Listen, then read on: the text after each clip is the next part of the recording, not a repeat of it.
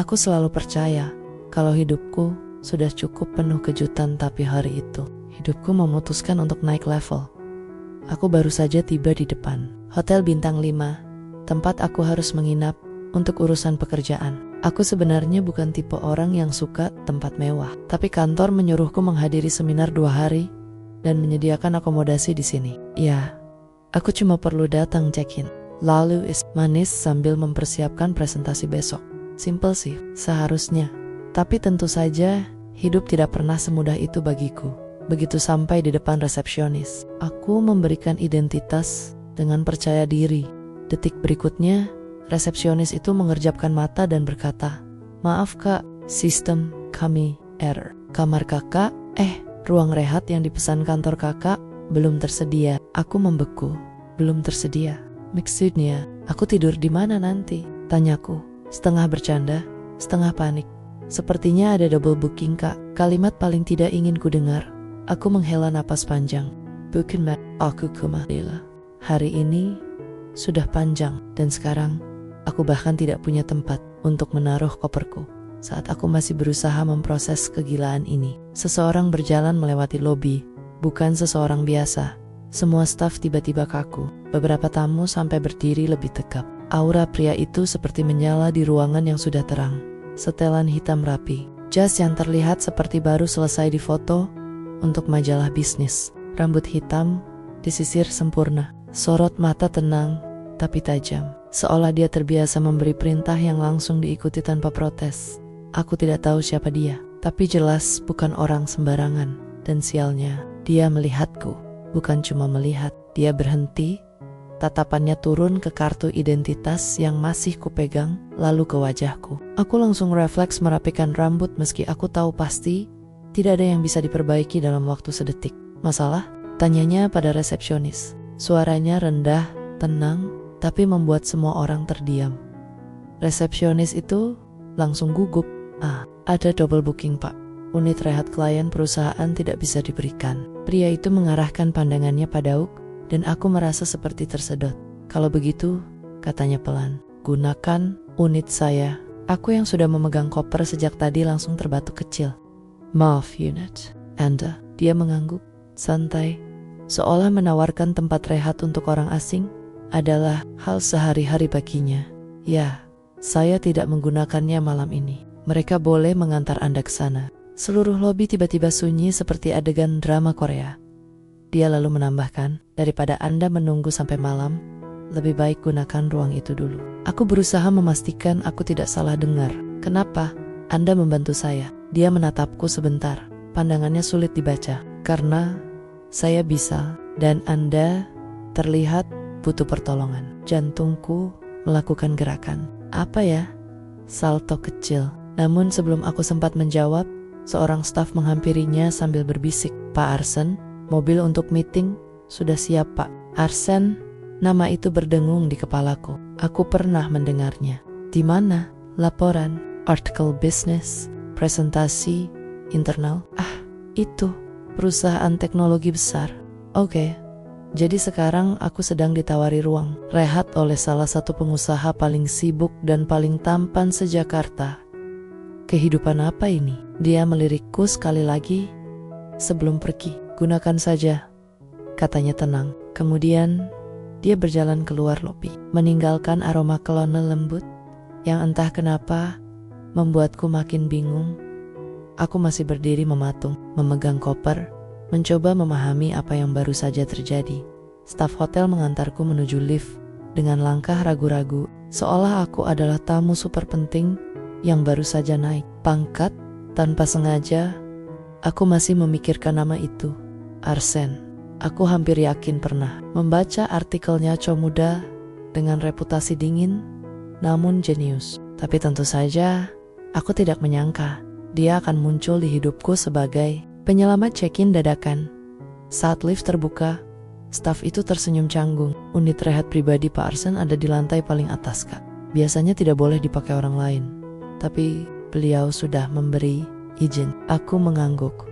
Iya, aku juga masih belum percaya. Ketika pintu lift tertutup, aku berdiri sendiri sambil menatap pantulan diriku. Aku terlihat kelelahan, rambut agak berantakan, blazer miring sedikit, dan entah bagaimana itu membuat kejadian tadi semakin tidak masuk akal. Kenapa pria sehebat itu repot-repot membantu wanita asing sepertiku? Lift berbunyi lembut saat mencapai lantai tertinggi, pintunya terbuka, memperlihatkan lorong yang berbeda dengan lantai lainnya. Lebih tenang, pencahayaannya lebih hangat, dan ada aroma kayu yang membuat siapapun langsung merasa santai. Staf membuka pintu unitnya. Silakan, Kak, ruang ini aman. Ada ruang istirahat, ruang kerja kecil, pantry, dan balkon. Kalau ada apa-apa, tinggal telepon kami. Aku benar-benar boleh pakai ini? Tanyaku sekali lagi, masih tidak yakin. Iya, Kak. Beliau jarang sekali memberikan akses seperti ini. Nada suaranya seperti ingin berkata, jadi jangan sia-siakan. Setelah staf itu pergi, aku masuk pelan-pelan. Ruangannya, wow, hangat, minimalis, elegan, tapi tetap nyaman. Warna kayu dan putih membuat suasananya lembut. Ada sofa panjang, tempat rehat berdesain modern, meja kerja dengan beberapa dokumen tertata rapi, dan jendela besar yang menghadap ke pusat kota. Aku meletakkan koperku dan mencoba bernapas. Aku beneran di ruang pribadi cowok besar. Aku melangkah mendekati meja kerjanya. Tidak menyentuh apapun. Aku bukan orang nekat, tapi aku memeriksa sekilas. Dokumen-dokumen tertata seperti milik seseorang yang sangat rapi dan perfeksionis. Yang paling menarik, perhatianku adalah sebuah benda kecil. Sebuah gelas kayu berisi pulpen hitam, simple, tapi entah kenapa terasa personal. Tanpa sadar, aku tersenyum. Kemudian aku melihat bayanganku di jendela besar. Rambut masih berantakan, makeup sudah pudar. Penampilan seperti orang yang pulang kerja 5 shift sekaligus. Great, gumamku. Kenapa aku harus ketemu pria tampan pas lagi jelek-jeleknya? Ponselku berbunyi. Pesan dari panitia seminar. Aku duduk di sofa dan mulai membaca. Mencoba memfokuskan pikiran pada pekerjaan. Tapi otakku jelas punya agenda lain. Setiap 5 menit, aku teringat lagi dengan cara Arsen menatapku. Datang, tiba-tiba, mengambil alih situasi, memberi solusi tanpa ribut, seolah dia terbiasa menyelamatkan kekacauan orang lain. Atau mungkin dia hanya sedang baik hari ini. Saat aku sedang mencoba menyusun ulang jadwalku, ponselku kembali berbunyi. Nomor tak dikenal. Halo. Suara di seberang tenang, dalam, dan langsung membuatku duduk lebih tegak. Ini Arsen. Jantungku yang sudah berusaha kalem langsung kembali liar. Ah, iya, Pak. Bagus. Kenapa aku terdengar seperti sedang dipanggil guru waktu SD? Hanya memastikan Anda sudah masuk dengan aman, katanya. Nada suaranya santai, tapi ada sedikit sesuatu, entah perhatian atau hanya kebiasaan memantau semua hal. Iya, sudah. Terima kasih banyak.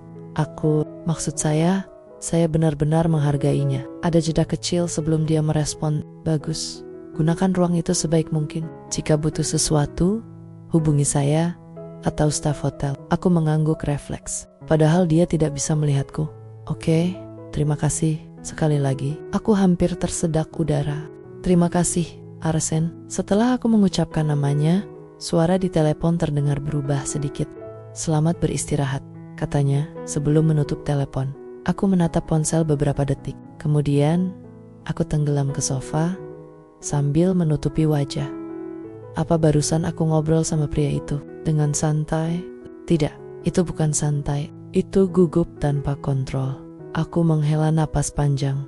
Baru hari pertama seminar, tapi hidupku sudah seperti drama Korea.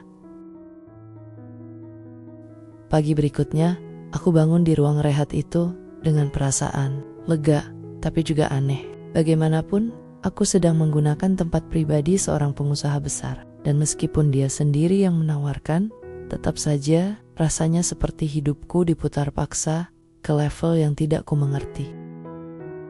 Aku merapikan koper, berganti pakaian yang lebih rapi, lalu turun ke lobi untuk sarapan sebelum seminar dimulai. Begitu pintu lift terbuka, beberapa pegawai hotel langsung menatapku, bukan tatapan biasa, tatapan penasaran.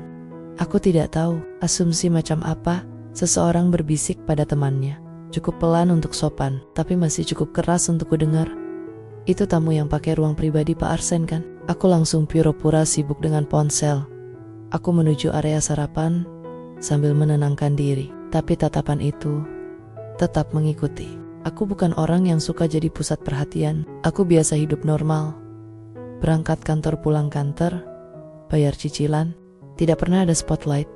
Dan sekarang spotlight itu seperti menembak langsung ke wajahku saat aku hendak mengambil roti. Seorang resepsionis menghampiri sambil tersenyum ramah tapi penuh makna. "Selamat pagi, Kak. Bagaimana ruangannya?" "Nyaman." "Kan, aku hampir menumpahkan jusku." "Niam, terima kasih." "Terima kasih." Beliau memang jarang sekali mengizinkan orang lain memakai ruang itu. Nada suaranya seperti sedang membicarakan legenda urban. Aku hanya mengangguk dan buru-buru mencari tempat duduk, berharap tidak ada lagi orang yang menatapku. Seperti aku baru saja memenangkan undian. Tapi tentu saja harapanku hancur dalam 3 detik. Karena baru saja aku duduk, 2 rekan kantor yang juga hadir dalam seminar masuk ke ruang makan dan melihatku. Kok kamu di sini?" tanya Dina, teman sekantor yang selalu heboh. "Bukannya kamu kemarin encet kalau kacau soal check-in?" Aku mengangguk pelan. "Iya, kemarin ada masalah, tapi sudah dibereskan." Dina duduk, mencondongkan badan seperti hendak berbagi rahasia. "Dibereskan? Sama siapa? Kok kamu bisa sarapan di lantai tamu VIP begini?" Aku tersedak roti. "VIP? Ini VIP." "Ya iya, mana mungkin tamu biasa bisa naik lantai paling atas. Aku aja cuma lewat lobi." Langsung minder. Aku menutup wajah sebentar. Oke, ini makin kacau. Dan seperti efek domino, kalimat berikutnya langsung meledakkan semuanya. Dina menatapku dengan mata membesar. "Tunggu, jangan bilang kamu kenal sama Pak." Aku langsung panik. Maksudnya? Ya, bukan kenal. Hanya Kabit dan Adon Reza, teman satu divisi, saling melirik, lalu bersamaan bilang, "Kebetulan gimana?" Aku membuka mulut, tapi otakku tiba-tiba diserbu pilihan jawaban yang semuanya terdengar salah. Kemarin aku gagal check-in, terus Ada, si yang bantu, seseorang itu siapa? Dina makin kepo. Aku menarik napas. "Oke, jangan kaget, tapi jangan lebay juga ya." Dina mendekat. Reza ikut memiringkan badan. Aku dibantu. "Arsen?" Kedua mulut mereka langsung terbuka bersamaan, seperti pintu otomatis. "Arsen? CEO yang sering masuk Forbes, yang dinginnya kayak kulkas, tapi tampangnya kayak player drama Korea." Aku menutup wajah dengan kedua tangan. Astaga, aku nyebut namanya aja bikin chaos. Dan chaos itu ternyata baru pemanasan. Karena setelah seminar dimulai, rumor itu entah bagaimana menyebar lebih cepat daripada materi presentasi. Setiap kali aku lewat lorong, ada yang berbisik, "Itu yang dibantu Pak Arsen ya? Apa mereka kenalan lama? Atau ada hubungan khusus?" Aku ingin pingsan, atau minimal menghilang sejenak seperti kabut pagi. Untungnya, seminar berjalan cukup baik, sehingga pikiranku sedikit teralihkan.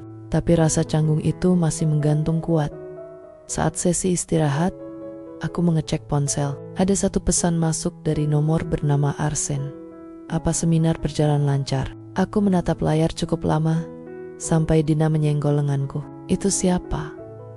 "Itu siapa?" Dia melongok sedikit, lalu langsung menutup mulut dengan tangan sambil menjerit tanpa suara.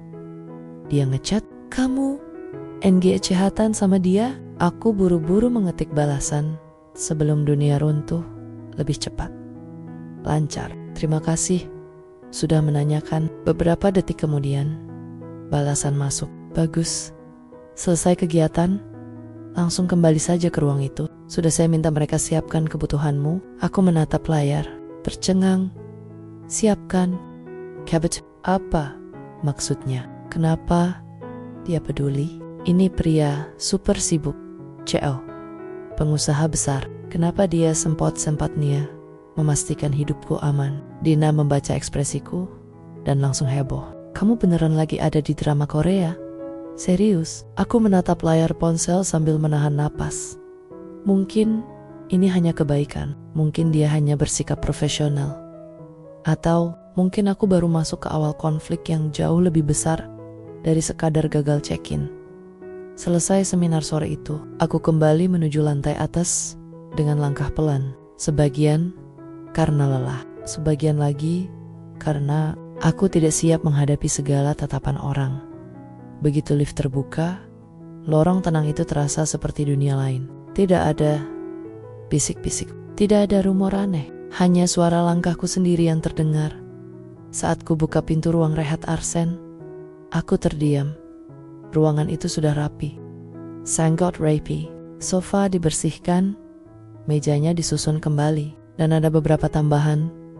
2 botol air mineral di meja kecil kotak, makanan sehat selimut tipis yang tampak baru, dan selembar catatan kecil. Aku mengambil catatan itu untuk berjaga-jaga setelah seminar. Aku tidak tahu apakah dia sengaja menulis inisial saja agar terlihat santai, atau memang dia selalu begitu. Yang jelas, aku merasakan sesuatu mengalir di dadaku, hangat tapi aneh. Aku duduk di sofa sambil memandangi catatan itu lama, mencoba membalas perhatian itu dengan pikiran yang logis. Arsen hanya membantu karena kondisi darurat. Dia orang baik. Dia terbiasa mengurus hal-hal seperti ini. Ini bukan apa-apa, tapi otakku menolak percaya sepenuhnya. Karena tidak ada CEO sibuk yang menyiapkan selimut untuk orang asing. Tidak ada pengusaha besar yang menitip pesan catatan kecil semanis ini. Aku meraih makanan yang ditinggalkan. Saat baru akan membuka kotaknya, pintu ruang rehat tiba-tiba diketuk pelan. Darahku, maksudku, jantungku langsung meloncat ke tenggorokan. Aku berjalan ke arah pintu dan membukanya sedikit. Dan tentu saja, Arsen berdiri di sana. Jas hitamnya masih sama rapi, seperti pagi tadi. Rambutnya tidak bergeser sedikit pun. Meski pasti sudah melewati puluhan rapat, dia memandangku dengan ekspresi tenang. Seperti ini hal biasa dalam hidupnya. Boleh masuk? Tanyanya. Aku hanya bisa mengangguk sambil membuka pintu lebih lebar. Aku bahkan tidak yakin suara keluar dari tenggorokanku. Arsen masuk, pandangannya menyapu ruangan sebentar, memastikan semuanya sesuai. Aku hanya ingin memastikan pihak hotel sudah menyiapkan apa yang kamu butuhkan. Kamu. Dia memakai kamu, bukan Anda. Kenapa itu terdengar jauh lebih berbahaya? Semua sudah lengkap, jawabku pelan. Terima kasih. Lagi, dia mengangguk. Satu hal yang kusadari, Arsen tipe yang tidak bicara banyak, tetapi setiap kalimatnya punya bobot. Setelah beberapa detik hening, dia berkata, "Kamu terlihat kelelahan." Aku refleks merapikan rambut yang mungkin sudah berantakan. Seminarnya padat, jawabku sambil tertawa kecil. Wajar, katanya. Aku membaca agendanya. Terlalu banyak sesi dalam satu hari. Aku mengercap. Maaf, kamu sampai membaca agenda seminar? Kalau seseorang yang sedang menumpang di unitku ada kegiatan, tentu aku harus tahu, jawabnya santai. Aku tiba-tiba kehilangan kemampuan dasar sebagai manusia. Benar juga sih. Arsen memandangku beberapa detik. Tatapannya tidak mengintimidasi, tapi cukup intens untuk membuat aku ingin memalingkan wajah. Kau mendapatkan rumor, katanya. Aku langsung mematung. Dari mana kamu tahu? Ada staf yang bercerita. Banyak orang bertanya tentangmu. Aku memegang kening. Tolong bilang kamu tidak marah. Kenapa aku harus marah? Nada suaranya datar, tapi ada sedikit kehangatan terselip. Karena mereka mengira aku ini, entahlah, seseorang yang spesial buat kamu. Dia menaikkan satu alis. Dan itu masalah. Aku kehilangan kata-kata. Aku, ya, itu. Aku takut itu membuatmu tidak nyaman. Namamu basah. Aku takut merusak reputasimu atau kamu tidak merusak apapun. Potongnya tenang, suaranya lebih lembut dari biasanya. Aku terdiam, dia mendekat setengah langkah. Tidak terlalu dekat, tapi cukup untuk membuat detak jantungku berubah ritme. Aku hanya membantu seseorang yang butuh bantuan, lanjutnya. Tapi kalau orang lain ingin menafsirkan macam-macam, itu bukan tanggung jawabmu. Aku menelan ludah. Mereka bertanya terus, mereka penasaran. Arsen menatapku lama. Mungkin 3 detik, mungkin lebih, tapi rasanya seperti waktu berhenti. Kemudian dia berkata pelan, "Kalau mereka bertanya, jawab saja apa yang ingin kamu jawab." Hening sebentar, lalu ia menambahkan sesuatu yang membuatku kehilangan napas sesaat. Karena mungkin ini memang baru awalnya saja, aku langsung terpaku. Arsen kemudian mengambil dokumen yang ditinggalkannya di meja, lalu berjalan menuju pintu. "Selesaikan pekerjaanmu. Aku tidak ingin mengganggumu terlalu lama." Saat dia hendak keluar, aku memanggilnya spontan. "Arsen." Dia menoleh. Terima kasih," ucapku lirih. Sekilas, bibirnya melengkung samar. Hampir tidak terlihat, tapi itu senyum pertama yang kulihat darinya. Dia mengangguk pelan. "Kita bicara lagi nanti." Pintunya menutup. Aku masih berdiri di tempat, memegang dada yang berdebar, seperti habis lari maraton. Satu hal yang kupahami sekarang, konflik ini tidak datang dari luar, tapi dari perasaan yang mulai tumbuh tanpa permisi. Aku menatap jendela mobil sambil menahan napas. Langit pagi masih pucat, dan jalanan menuju tempat pemotretan terasa seperti lorong panjang yang memaksa aku menghadapi kenyataan. Aku dan Ardan akan berada di lokasi yang sama selama berjam-jam, berdua, dalam satu proyek. Setelah kejadian semalam yang masih membuatku malu kalau diingat. Air minum, Ardan menjulurkan botol tanpa menoleh. Aku menerima dengan ragu. "Makasih." "Kamu terlihat tegang," ujarnya. "Emang situ bisa baca pikiran?" Balasku sebal sambil membuka tutup botol. "Bukan, tapi kamu kalau tegang suka gelisahin ujung tas kamu," katanya santai. Aku langsung berhenti mengutak, atik tali tasku, dan memalingkan wajah, pura-pura melihat pemandangan. Dalam hati aku ngomel, kok dia hafal kebiasaanku sih? Sesampainya di lokasi, kru sudah sibuk. Bangunan tua yang disulap jadi galeri open space itu tampak modern, dengan kaca tinggi dan cahaya pagi yang masuk lembut. Begitu aku turun dari mobil, para fotografer, kru, dan model lain menyapaku. Ardan berdiri di sampingku, dan entah kenapa, seluruh ruangan tiba-tiba memperhatikan kami berdua. "Aku kesana dulu," ujarku buru-buru sebelum orang-orang salah paham. Namun sebelum aku melangkah jauh, Ardan memanggil. "Naya," aku menoleh. "Jangan kabur terus, kita satu tim. Hari ini, oke." Itu berhasil bikin jantungku salto. Sesi pemotretan pertama berjalan lancar. Aku sibuk dengan tugas review, konten, dan koordinasi klien. Tapi setiap kali aku menengok, Ardan selalu berada di radius yang terlalu dekat untuk aku bisa bernapas dengan normal. Saat break, aku duduk di pojokan sambil mengecek pesan masuk. Tiba-tiba, Ardan datang membawa 2 cup kopi. "Ini buat kamu. Campagu, kaya yang kamu suka." Aku berhenti mengetik. "Kamu ingat?" Ia duduk di sampingku. "Semalam kamu bilang kamu lagi belajar ngurangin manis." Aku kecat. Aku tak sempat balas. Jantungku sedang sibuk bikin konser internal. "Gimana? Masih marah soal kejadian check-in itu?" tanyanya pelan. Aku menatap kopiku. Aku gak marah, cuma bingung. Kamu itu siapa sih sebenarnya? Kenapa baik banget sama perempuan yang hampir bikin kamu ketinggalan jadwal? Ardan menghela napas pendek, lalu menatapku. Kali ini tanpa humor, tanpa senyum, tanpa topeng. "Aku gak baik sama semua orang, Naya." Tubuhku otomatis membeku. "Aku cuman kepengen kenal kamu lebih jauh," lanjutnya. Deg. Aku menelan ludah. Kenapa aku? Aku belum tahu. Ia tersenyum tipis. Tapi aku mau cari tahu. Aku spontan berdiri, pura-pura mau ke arah kru. Aku balik kerja dulu. Jangan hilang," katanya pelan. Aku berpura-pura gak dengar karena kalau aku bales, aku yakin pipiku bakal merah level bahaya. Sore harinya, ada sesi pemotretan outdoor di taman kecil dekat gedung galeri. Kru meminta beberapa model berjalan melewati air mancur sebagai bagian dari konsep. Semuanya terlihat indah, sampai tiba-tiba Salah satu lampu besar di dekat jalur pemotretan sedikit goyah karena kabelnya tertarik.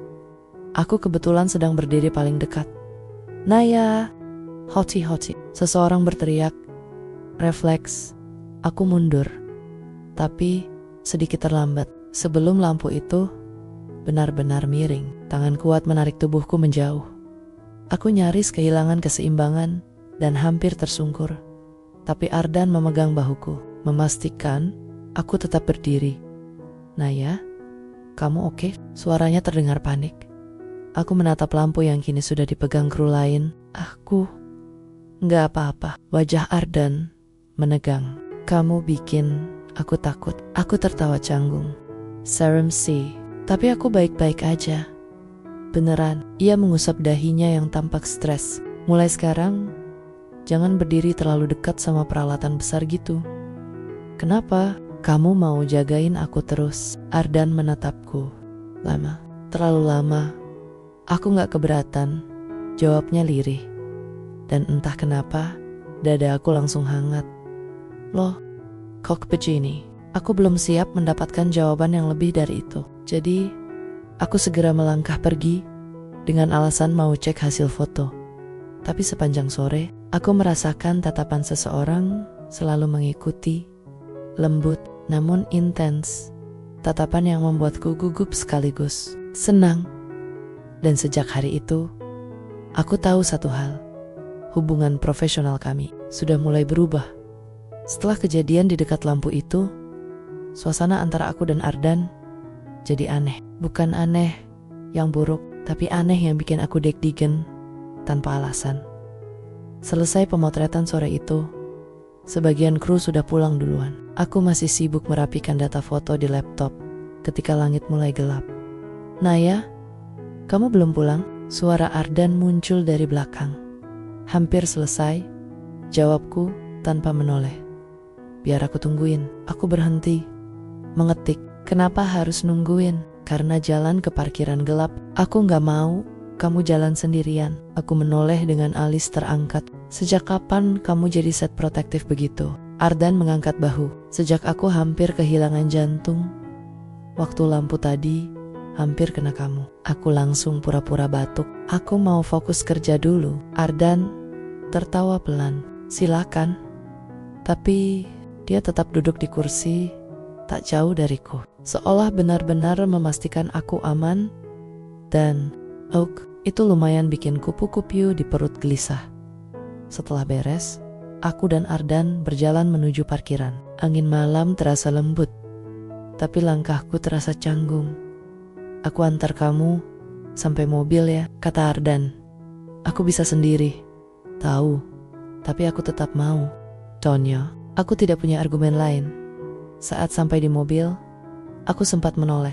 Thanks untuk hari ini. Ardan bersandar ringan pada mobilku. Aku yang harusnya bilang thank you. Kamu kerja bagus. Kru juga bilang, kamu sangat helpful. Aku tersenyum tipis. Ya elah, biasa aja. Kamu luar biasa. Satu kalimat itu sukses bikin aku terdiam. Ardan, aku baru mau membalas ketika perutku tiba-tiba berbunyi keras. Kami berdua membeku. Ardan langsung menahan tawa. Kamu belum makan ya?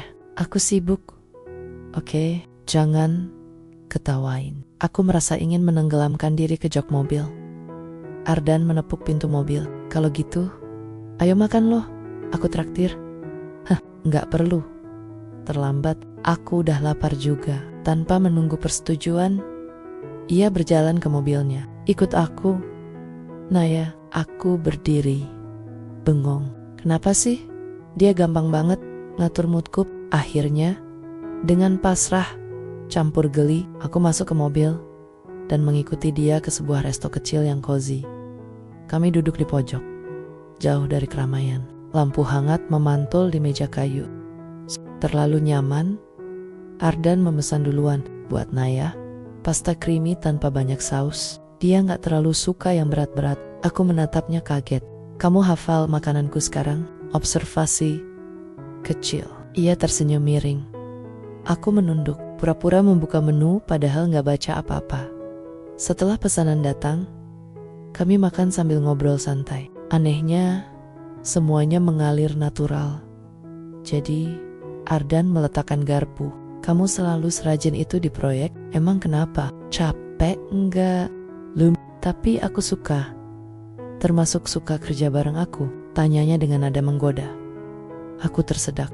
Ardan, aku tanya doang. Terserah kamu mau anggap apa. Ardan menatapku. Aku anggap itu jawaban iya. Aku memutar bola mata. Tapi dalam hati, aku panik sendiri. Setelah makan, kami keluar resto. Angin malam menyapa wajahku, membuat rambutku sedikit berantakan. Tunggu, kata Ardan pelan. Aku menoleh. Iya, lalu merapikan rambutku yang tertiup angin. Berantakan, ujarnya pelan. Gerakannya sederhana, tapi rasanya seperti dunia berhenti. Aku bisa sendiri kok, kataku cepat sambil mundur setengah langkah. Ardan menurunkan tangannya dan tertawa kecil. Iya, aku tahu. Kami berjalan menuju mobil masing-masing. Tapi sebelum aku membuka pintu, Ardan memanggilku lagi. Naya, aku menatapnya. Ardan memasukkan kedua tangannya ke saku celana, menatapku serius namun lembut. Mulai besok, jangan jaga jarak terlalu jauh dari aku. Aku hampir kehilangan kata-kata. Karena aku suka kalau kamu ada di dekatku. Aku tidak bisa menatapnya lebih lama. Jantungku keburu ribut. Selamat malam, Ardan. Ucapku cepat. Aku masuk ke mobil dan langsung menutup pintu. Mencoba menenangkan diri dari kaca. Aku melihatnya tersenyum kecil sebelum ia berjalan ke mobilnya sendiri. Dan sementara aku menyetir pulang, satu pikiran terus berputar-putar di kepalaku. Kedekatan ini benar-benar enggak sengaja, atau memang Ardan sengaja mendekatiku. Yang jelas, aku mulai takut pada satu hal. Takut kalau aku mulai menyukainya. Pagi itu aku datang ke kantor lebih cepat dari biasanya. Entah kenapa, setelah semalam, aku merasa butuh waktu untuk menenangkan diri, menata ulang perasaan, mengingatkan diri bahwa aku dan Ardan hanya rekan proyek, tidak lebih. Iya, meskipun otak aku bilang begitu, tapi hatiku nggak sepakat sama sekali. Aku baru saja duduk di meja saat Rani, temanku sekaligus editor konten di kantor, langsung menghampiri. Naya, spill. Kemarin pulang sama siapa? Tanyanya sambil menyikut lenganku. Aku melotot. Lo dapet info dari siapa? Dari yang ngeliat lo jalan bareng Mr. C Cool Face itu. Rani menyengir.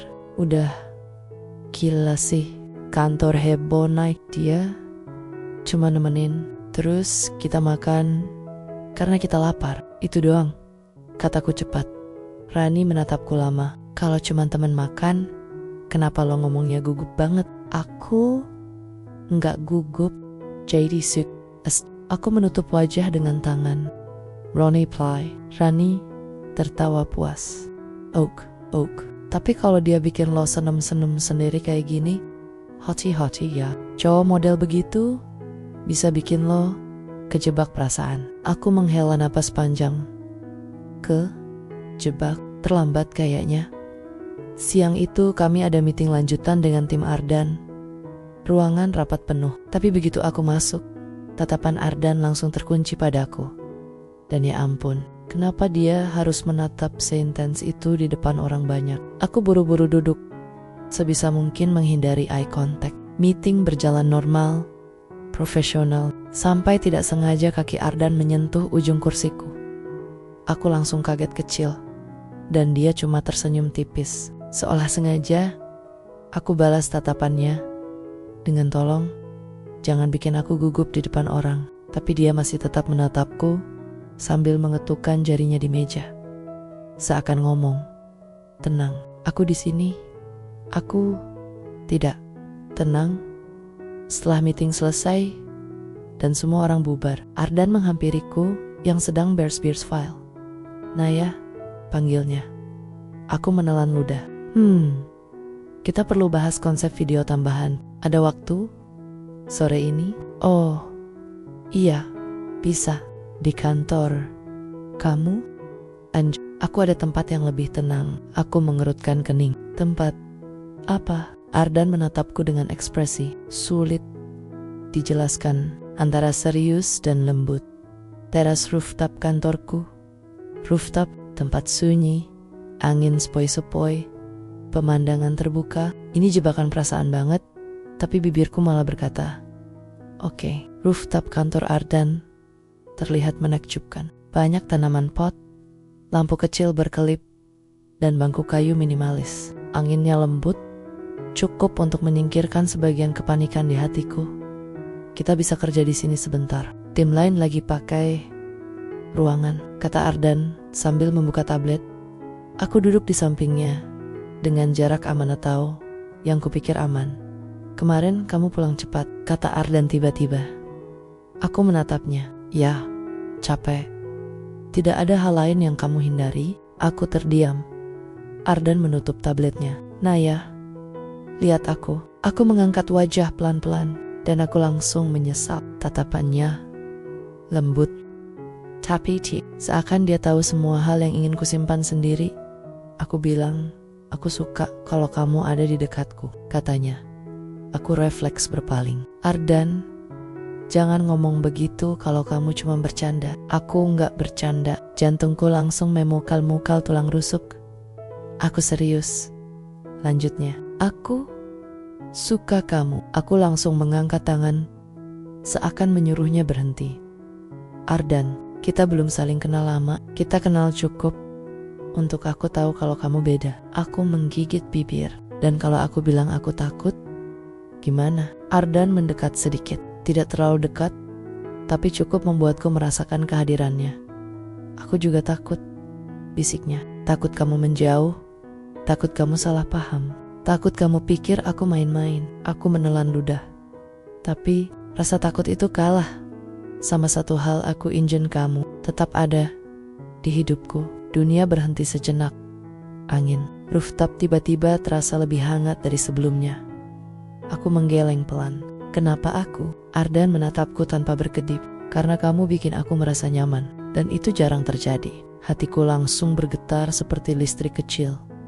Aku gak minta jawaban sekarang, katanya pelan. Tapi jangan jauhin aku, Naya. Aku menendak. Tapi hubungan ini rumit. Kamu Cho, aku staf dari tim luar. Aku tahu. Ardan tersenyum kecil. Justru itu bikin aku makin hati-hati. Aku menatapnya lagi. Dan kali ini aku tak bisa sembunyi. Ardan menghela napas, lalu berkata, kalau kamu butuh waktu, ambil waktu. Tapi jangan kabur. Untuk pertama kalinya sejak aku mengenalnya, suara Ardan terdengar rapuh, jujur, tanpa topeng. Dan itu justru bikin aku makin gak bisa berpaling. Saat kami turun dari rooftop, satu hal jelas, perasaan ini bukan sekadar kedekatan. Kebetulan, bukan cuma perhatian manis sesaat. Ini sudah masuk wilayah yang berbahaya, sekaligus indah. Hari itu rasanya dunia ingin menguji perasaanku dan Ardan sekaligus. Semuanya bermula dari satu pesan yang aku kira biasa, tapi ternyata memicu kekacauan.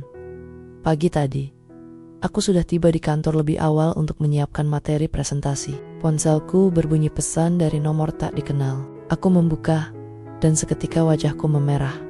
Pesan itu, aku lihat kamu kemarin di rooftop sama CO lain. Semoga semuanya baik-baik saja. Aku hampir menjatuhkan kopi. Rooftop. CEO lain, batinku panik.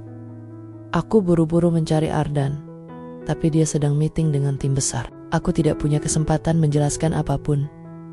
Selama presentasi berlangsung, aku merasa semua orang menatapku. Padahal sebenarnya, yang mereka tahu hanyalah rumor lama yang mulai memanas dan pesan tadi membuatku terlihat, entah bagaimana, seperti orang yang main-main.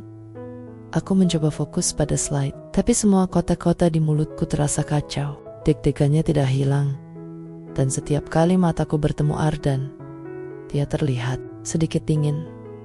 Kenapa dia bersikap begitu? Padahal, aku sama sekali belum mengirim balasan apapun tentang pesan aneh itu. Setelah presentasi selesai, aku mencoba menemuinya di kantornya. Ardan duduk di meja, menatap laptop. Tapi saat aku masuk, Pandangannya tidak lagi hangat. Naya, katanya pelan. Nada suaranya tenang. Tapi ada sesuatu yang membuatku ciut. Ada yang harus kita bicarakan. Aku menelan ludah. Tentu. Tentang apa? Pesan yang aku terima tadi pagi. Aku langsung mengangkat alis. Pesan apa? Dari seseorang yang bilang melihatmu bersama cewek lain di rooftop, katanya. Aku menatapnya kaget. Ah, it's you. Tapi sebelum aku bisa menjelaskan, Ardan sudah menatapku lebih tajam. Kenapa aku harus percaya kalau aku bukan yang pertama melihatmu? Aku tersentak. Aku gak sama sekali bersama cewek lain. Ardan menunduk sejenak, lalu menatapku dengan tatapan sulit dijelaskan. Kalau begitu, jelaskan padaku. Aku gak mau salah paham. Aku menghela napas panjang. Pesan itu salah paham. Aku hanya makan siang sendiri setelah kerja.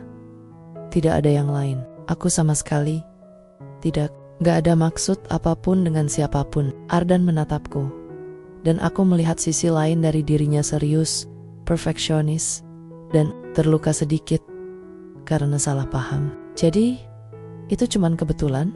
Aku mengangguk cepat. Iya, aku tidak ingin kau salah paham, Ardan. Dia diam beberapa saat, lalu menghela napas. Oke, aku percaya kamu. Tapi Naya, kita harus belajar lebih jujur dan terbuka. Aku gak mau rasa ini dirusak oleh rumor atau asumsi orang lain. Aku menunduk, menyesal sekaligus lega. Aku janji, aku akan lebih jelas mulai sekarang. Dia tersenyum tipis. Bagus. Aku gak suka jarak antara kita, Naya. Apalagi karena kesalahpahaman kecil. Dan saat itu aku sadar, jarak yang muncul bukan karena perasaan kami sendiri, tapi karena dunia di sekitar kami. Sore harinya, setelah semua ketegangan reda, Ardan mengajakku ke rooftop lagi. Lihat kota ini, katanya sambil menunjuk lampu-lampu yang mulai menyala. Aku menatap pemandangan itu, tapi lebih fokus ke Ardan yang berdiri di sampingku. Meski dunia penuh salah paham, setidaknya kita tahu satu hal, ucapnya pelan. APA, tanyaku. Hati berdebar, kita bisa mempercayai satu sama lain. Aku tersenyum tipis. Dan untuk pertama kalinya, sejak rumor muncul, aku merasa aman. Aman, meski hatiku masih jungkir balik. Dan aku tahu, fase berikutnya adalah saat perasaan kami diuji lebih dalam. Bukan lagi oleh rumor, tapi oleh hati kami sendiri. Beberapa hari setelah kesalahpahaman di rooftop, suasana antara aku dan Ardan mulai perlahan normal. Tapi aku sadar satu hal, percaya itu gampang diucapkan, tapi susah dilakukan. Pagi itu, aku masuk kantor lebih tenang. Tidak ada gosip, tidak ada pesan aneh, hanya rutinitas yang aku rindukan. Tapi begitu aku melewati meja Ardan, aku melihatnya menatapku dengan senyum tipis, bukan senyum menggoda, tapi senyum yang menenangkan. Selamat pagi, katanya. Suaranya lembut, tanpa nada yang membuatku panik. Selamat pagi, jawabku, mencoba terdengar tenang. Kami tidak banyak bicara di pagi hari. Semua berjalan profesional. Tapi setiap kali pandangan kami bertemu, aku merasa hangat, bukan canggung, tapi nyaman. Siang hari, proyek video tambahan dimulai. Aku dan Ardan harus bekerja sama dalam penyusunan storyboard dan pemilihan konsep visual. Kalau kamu punya ide, langsung tulis saja, katanya. Aku menatapnya, lalu menulis ide yang sudah kuolah semalaman. Ardan menatapnya, tersenyum, dan menambahkan beberapa masukan. Bagus, aku suka perspektifmu, ujarnya. Aku menahan senyum. Tidak pernah ku dengar pujian dari cecos kaku ini terdengar hangat seperti ini. Sore harinya, kami melakukan pengambilan gambar outdoor lagi. Kali ini, suasananya lebih santai. Angin sepoi-sepoi, cahaya matahari hangat, dan suasana yang memungkinkan ide-ide mengalir dengan bebas. Terima kasih, sudah sabar sama tim, aku berkata. Bukan sabar, hanya menikmati, jawabnya. Aku menoleh, dan dia menatapku dengan serius tapi lembut. Aku tersipu menikmati. Dia mengangguk. Iya, kamu membuat semua hal yang sulit jadi lebih ringan. Hatiku berdebar. Kata-kata itu sederhana, tapi bagi aku terasa seperti gempa kecil yang mengguncang hati. Malamnya, setelah semua selesai, Ardan mengantarku ke hotel. Kali ini, kami berbicara lebih santai. Kalau aku boleh jujur, katanya, menatap jalanan yang diterangi lampu kota. Aku takut kehilangan kamu karena salah paham, karena rumor, atau karena aku sendiri. Aku menatapnya, tidak tahu harus menjawab apa. Jawabku lirih. Aku takut sama perasaan ini, tapi aku nggak mau menyerah. Dia tersenyum tipis, menoleh ke arahku. Bagus, karena aku juga nggak mau menyerah, Naya. Kami tiba di hotel, dan aku turun dari mobil dengan hati yang campur aduk. Lega, takut, tapi juga bahagia. Aku menatap ke belakang dan melihat Ardan melambaikan tangan. Tidak ada kata-kata, hanya tatapan hangat yang menguatkan. Malam itu, aku berbaring di ruang rehat Ardan yang kini terasa seperti tempat aman dan berpikir. Percaya itu sulit, tapi ketika ada orang yang mau tetap bertahan, semua rasa takut bisa dikalahkan.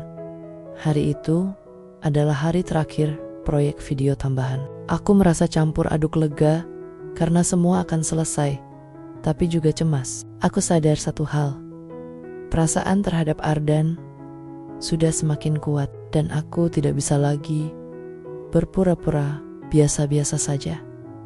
Kami memulai sesi pemotretan terakhir di rooftop. Sinar matahari sore menyinari kota dengan lembut dan angin membawa aroma harum bunga dari taman rooftop. Suasana tenang, tapi hatiku tidak. Setiap kali aku melihat Ardan, aku merasa jantungku berdetak terlalu cepat.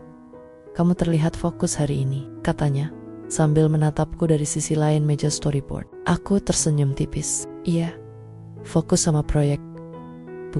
Bukan fokus sama kamu. Ardan tersenyum samar, tapi matanya tetap menatapku tajam. Aku tahu, tapi aku senang melihatmu fokus. Kamu berbeda, tapi tetap Naya yang aku kenal. Aku menelan ludah. Perasaan ini semakin sulit disembunyikan. Saat sesi rooftop selesai, kami duduk di bangku kayu sambil menikmati angin sore. Kota tampak berkilau di bawah kami, dan aku merasa dunia ini terlalu indah untuk hanya dilewati begitu saja. Ardan menatapku serius. Naya, aku mau jujur lagi. Aku menahan napas. Aku mendengarkan. Aku ingin kita tidak lagi ragu, tidak lagi takut salah paham. Aku ingin kamu tahu. Aku ingin kita ini nyata. Hatiku melompat. Ardan, dia menatapku dengan lembut, menunggu aku melanjutkan. Aku juga mau. Aku akhirnya mengaku. Tapi aku gak mau menahan perasaan ini lagi. Ardan tersenyum lega. Bagus, karena aku juga takut kehilanganmu jika aku menunggu terlalu lama. Kami duduk beberapa saat dalam diam, membiarkan angin dan pemandangan menenangkan hati kami. Tidak ada kota-kota yang perlu diucapkan lagi, hanya perasaan yang kini sejalan. Malam itu, saat aku kembali ke ruang rehat Ardan di hotel, aku menyadari sesuatu. Tempat ini bukan lagi sekadar ruang darurat atau simbol perhatian semata. Tempat ini adalah saksi awal mula perasaan kami. Ruang di mana aku belajar mempercayai hati sendiri, dan juga tempat di mana aku akhirnya berani jujur pada perasaanku. Aku menatap jendela, cahaya lampu kota menari-nari di kaca, dan aku tersenyum karena aku tahu satu hal.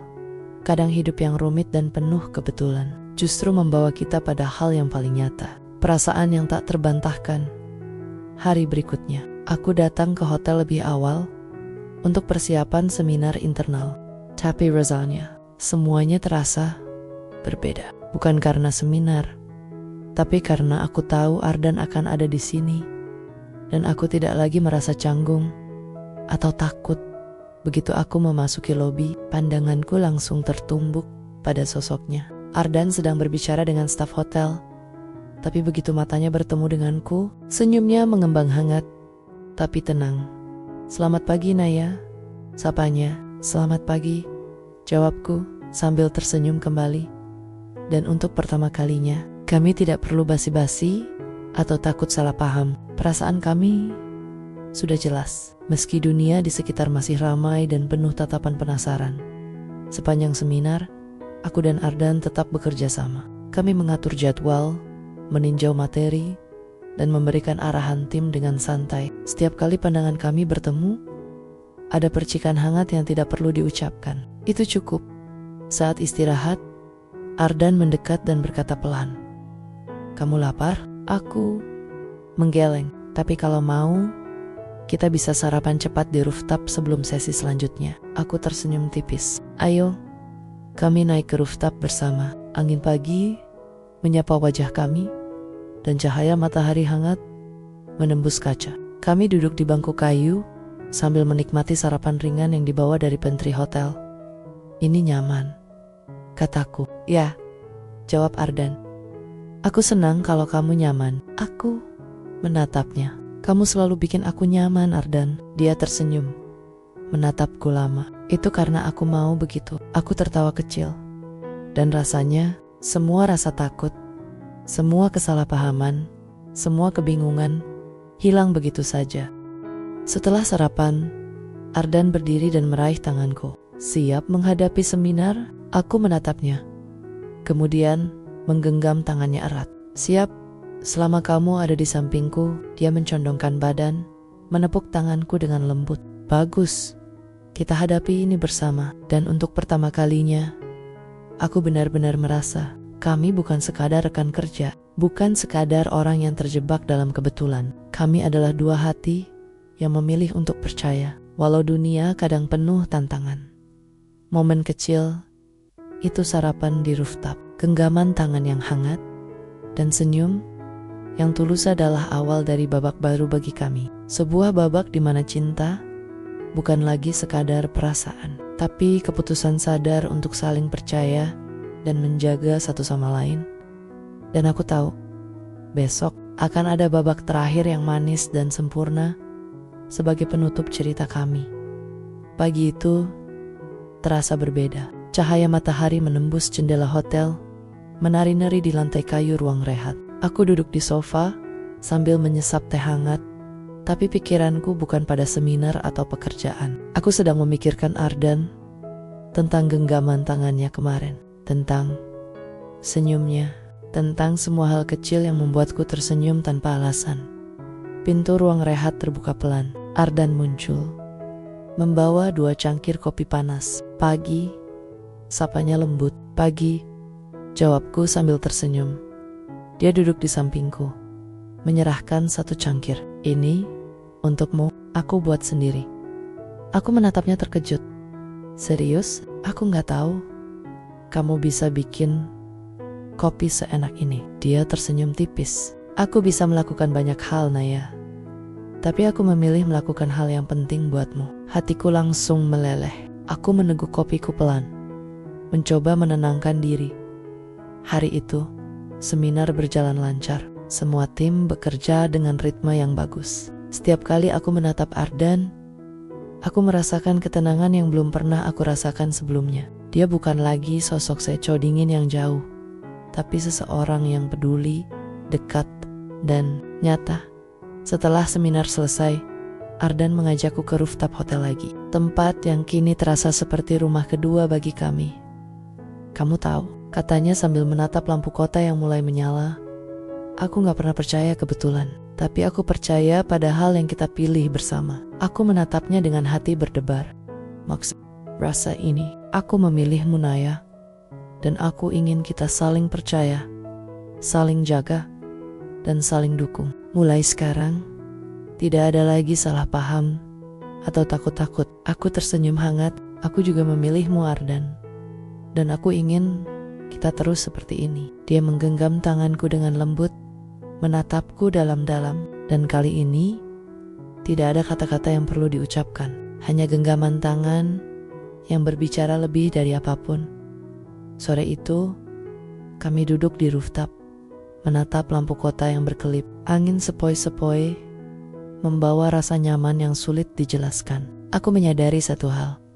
Semua kebetulan, semua salah paham, semua perasaan gugup dan canggung membawa kami ke titik ini. Titik di mana hati kami jelas perasaan kami nyata, dan masa depan kami bisa dimulai dengan pilihan yang sama. Aku menatap Ardan dan tersenyum. Ini terasa seperti awal baru, kataku. Memang awal baru, jawabnya sambil menepuk tanganku lembut. Tapi denganmu, aku yakin semuanya akan indah. Dan untuk pertama kalinya sejak semuanya dimulai dengan kegagalan check-in itu, aku merasa cinta memang bisa datang dari kebetulan, tapi akan bertahan karena pilihan hati. Kami duduk bersama di rooftop. Lampu kota berkelap-kelip dan dunia terasa sempurna untuk kami berdua.